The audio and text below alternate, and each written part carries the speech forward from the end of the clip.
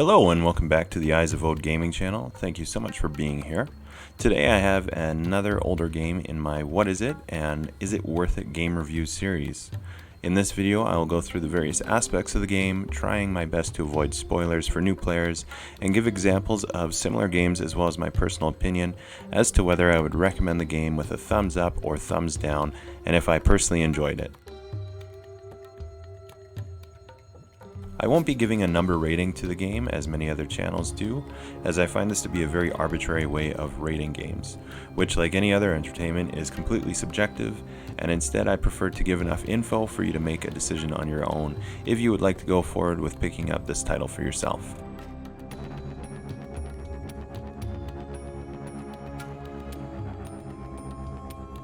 Ancient curses, supernatural weather storms, and constantly getting knocked down and getting up again.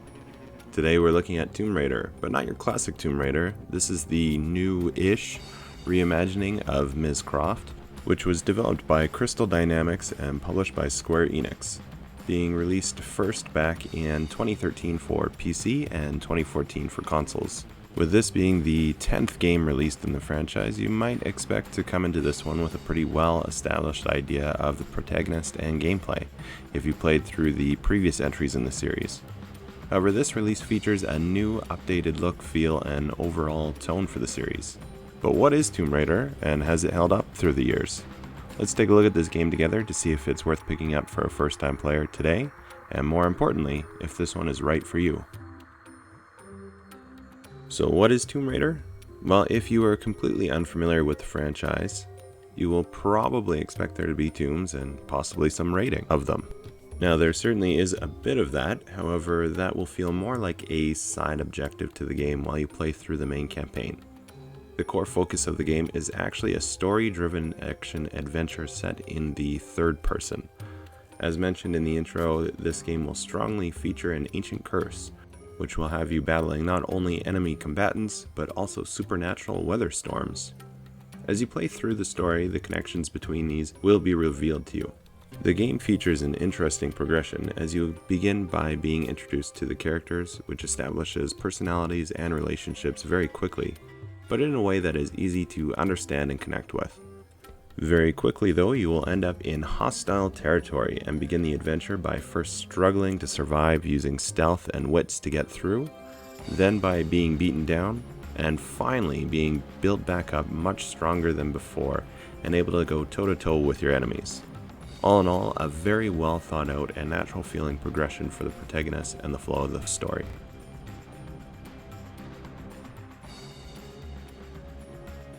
Now we know what to expect in terms of game flow overall. Let's take an in-depth look as to what the gameplay elements you should expect to find in this title. To begin with, your main asset is stealth. Laura will automatically take up a lower profile when enemies are near, and taking cover is really as simple as walking up to it. In the early stages, it is best to avoid direct conflict, as you will be outmatched by your opponents.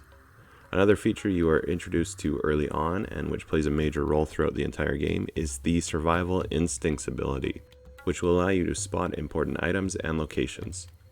There's some classic puzzle-solving gameplay involved with interesting challenges. Nothing is thrown at you that will be too difficult to figure out, but may sometimes require you to be persistent. Look around and use your survival instincts often. Thankfully for fans of earlier games, climbing will be featured heavily in this installment. The difference here from previous titles will be the use of cinematic instances to break up the climbing, where you will often be required to respond to QuickTime button prompts. Failing to do so often leads to equally cinematic and brutal death sequences.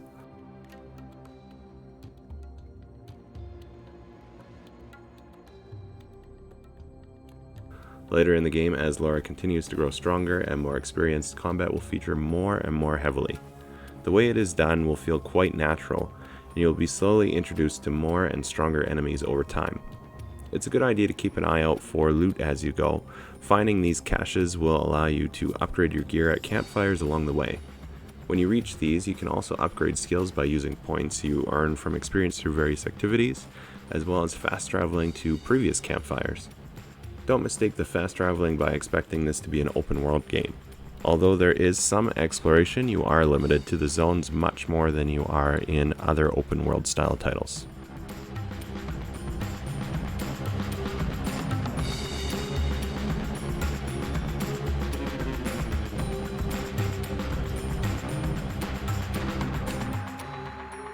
Graphics have held up very well. NPCs are well done, though they will begin to look repetitive over time.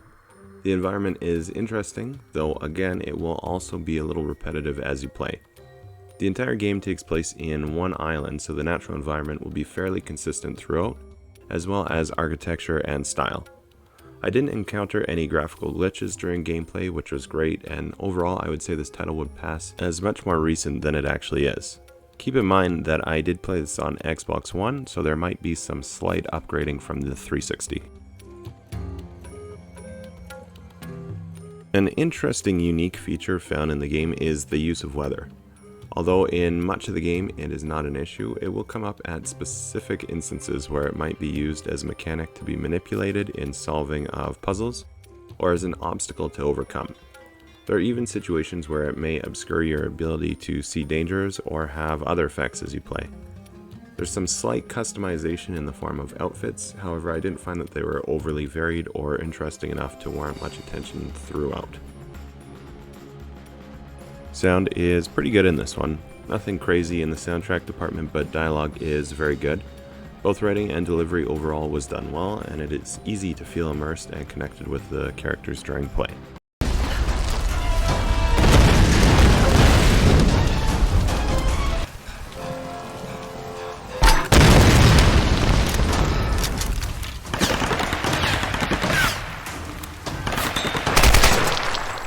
Himiko pretty much ran things in Japan. She loves telling this story. I'm so glad you're here. Is Sam with you? She was with you. She was here with that man, Matthias. But I passed out. When I woke up, they were both gone. You can't shoot Nico once and all. We need to find them. Comparative games? Well, it does deviate from earlier titles, especially in terms of overall tone, though it still does share enough of the core features to feel similar. Another great comparison would be the Uncharted series. Very much a story-driven adventure game mixed with some archaeology and historical fantasy elements.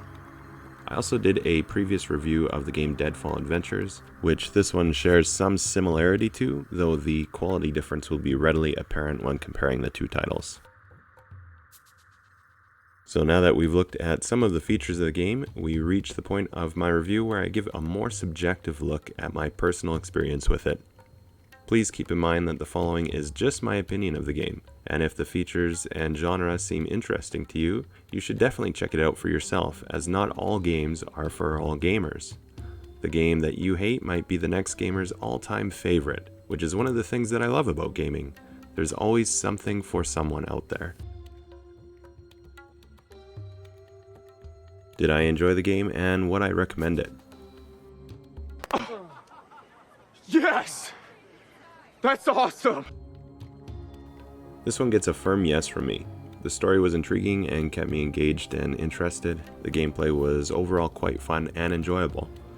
This certainly is not a hardcore game. It's light, maybe more casual, but it is quite fun in a more classical gaming sense. I also didn't run into any glitches or bugs, as it is a very well polished game.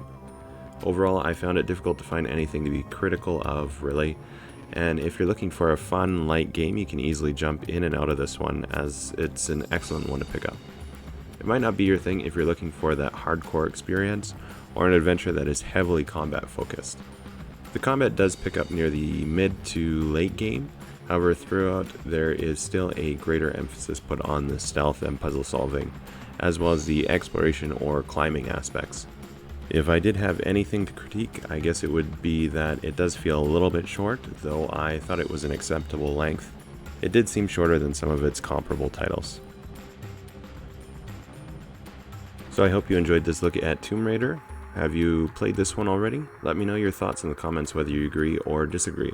I do like to hear your takes on it, though I do prefer more than a simple, "You're wrong."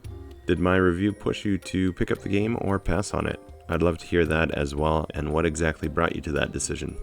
If you found this video entertaining or informative, please do consider giving me a like here, as well as subscribing to the channel. I post a variety of gaming content and would be very happy to have you join the community and help direct the course of the channel. Otherwise, thank you so much for taking the time to watch today, and until next time, take care.